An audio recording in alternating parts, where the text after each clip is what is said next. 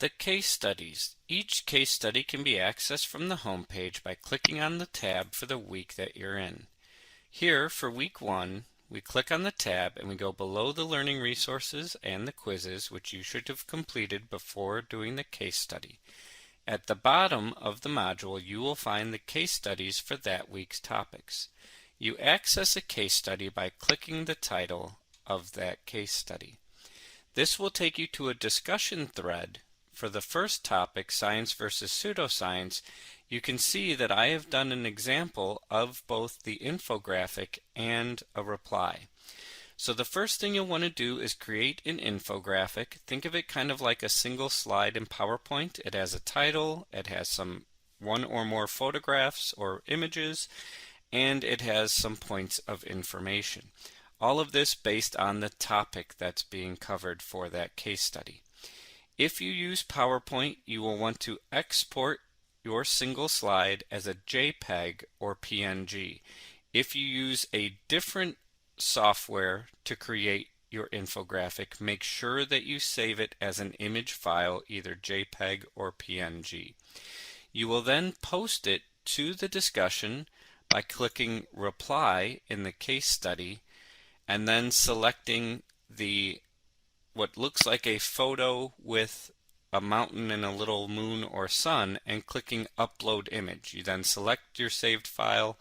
It will directly upload into the box and you click Reply. I've already done this, so I'm going to click Cancel, but you can see I've gone through and done that for my infographic. You want to make sure that your infographic appears directly in your post, that it's not attached, that it's not a link, so that everyone can see it in the post itself. Lastly, be sure that you do not use any of the slides or information directly from the online learning activities as your case study. Once you have posted an infographic, you then can reply to one of your classmates.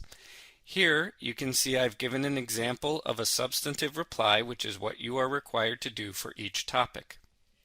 In a substantive reply, you address the student who you are replying to, and then you have 3 areas that you have to write out. General feedback, which you can see in the notes in the bottom. It's about how you feel about the information presented. So for my reply, I said, great infographic. I've always been interested in geology and didn't know studying the earth went so far back in human history. Make sure in general feedback that you're not critiquing how the infographic looks. Nothing about the colors or the fonts or anything like that. The second part of your reply should be a link to an external website where more information on what your classmate created their infographic can be found. Lastly is new information. This should be, in your own words, information from the linked website that adds to what was presented in the infographic that you're replying to. So for my reply, I wrote, "It is crazy to think that most of the major concepts in geology were only figured out in the last 200 years. In the 19th century, James Hutton figured out some rocks are made by volcanic activities, others are from sedimentary activities.